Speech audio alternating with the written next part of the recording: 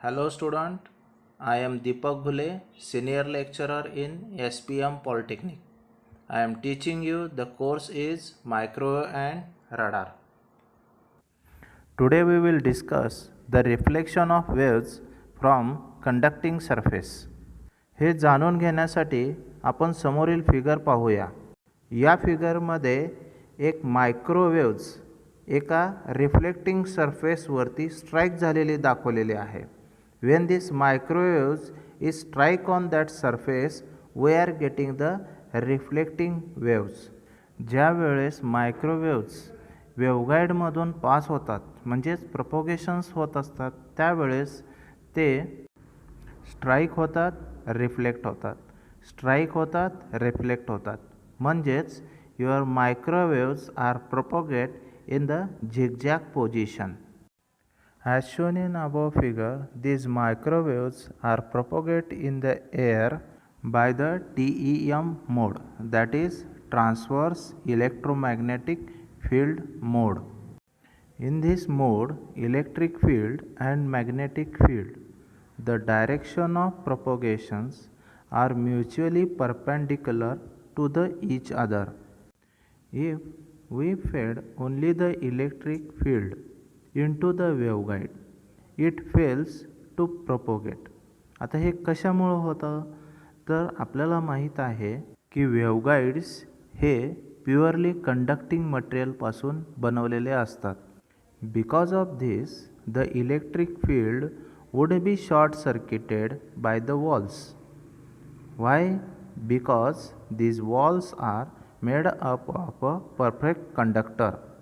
म्हणजेच in this propagation we do not require electric field to exist near the wall and simultaneously be parallel to it.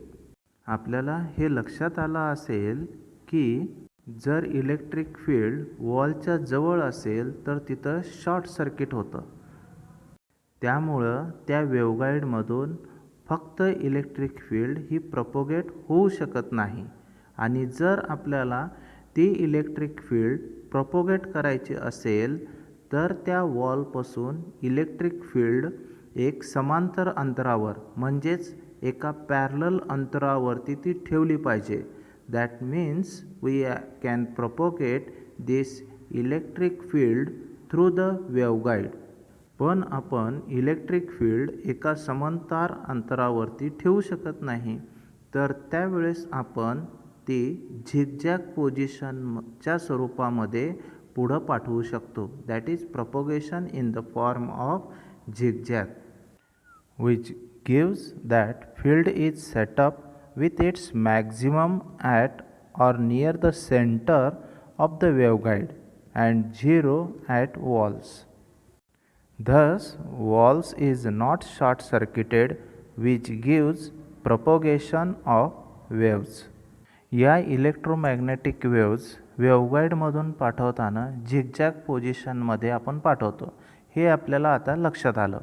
पण zigzag पोझिशनमध्ये ज्या वेळेस आपण ह्या वेव्सला propagate करत असतो तर त्यावेळेस आपल्याला काही डिसॲडव्हान्टेज पण बघायला मिळतात. त्यातलं पहिलं डिसॲडव्हान्टेज, जर ही वेव्स वेव्हगाईडमधून स्ट्रेट लाईनमध्ये जर प्रपोगेट झाली असती तर त्यावेळेस प्रपोगेशनचा टाईम आपल्याला कमी लागला असता.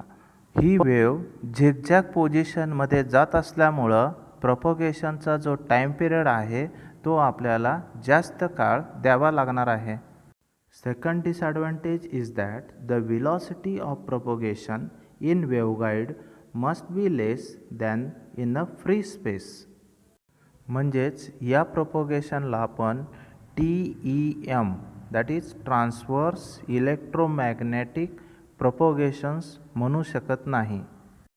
कारण there exist electric or magnetic component in the direction of propagation and therefore they are not perpendicular to each other. आणि TEM मोड प्रपोगेशन्समध्ये electric field is perpendicular with the magnetic field. अशा पद्धतीनं हे TEM मोड propagate होत असतात. आता आपण बघू डॉमिनंट मोड. इथंपर्यंत आपल्या लक्षात आलं असेल की वेव्हगाईड्स ज्या कंडक्टिंग मटेरियलपासून बनवलेल्या असतात त्या वेव्हगाईड्समधून आपण मायक्रोवेव्हज प्रोपोगेट करत असतो. मायक्रोवेव्हज म्हणजेच ज्याची फ्रिक्वेन्सी गिगाहर्ट्झमध्ये आहे. आणि मायक्रोवेव्हज म्हणजे काय फक्त एकच फ्रिक्वेन्सी नाही आहे.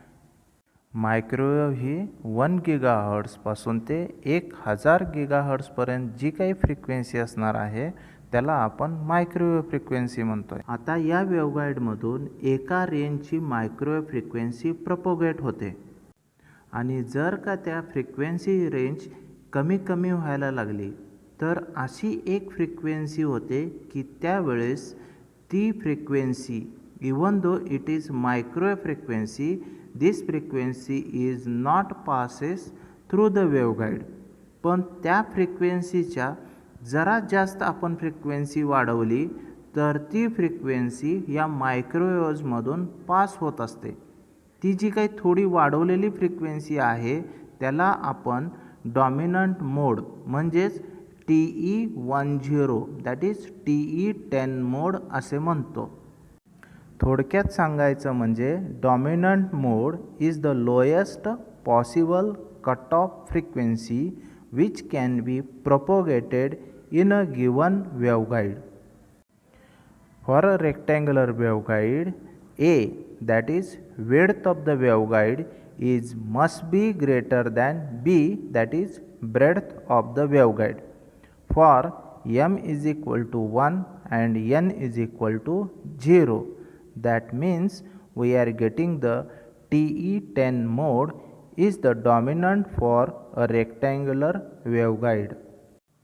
म्हणजेच वेव्हगाईडच्या साईजवरून आपल्याला त्या वेव्हगाईडमधून कोणत्या मोडमध्ये हे मायक्रोवेव्हज पास होत असतात हेही आपल्याला लक्षात येते. The physical size of the waveguide determines the propagation of modes depending on the values of m and n. Next bit we will see here the group velocity.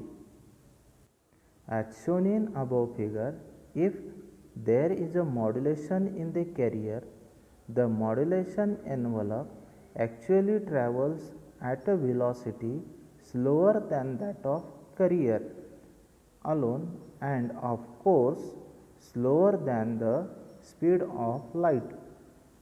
The velocity of modulation envelope is called the group velocity.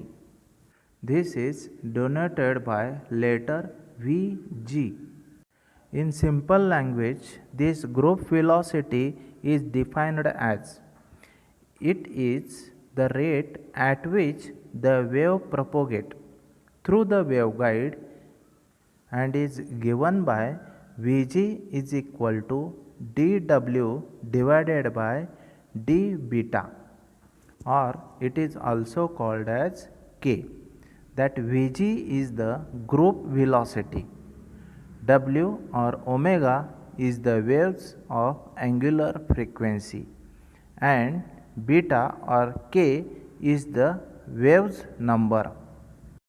Thank you for watching this video. If you have any queries, please WhatsApp me on my WhatsApp number.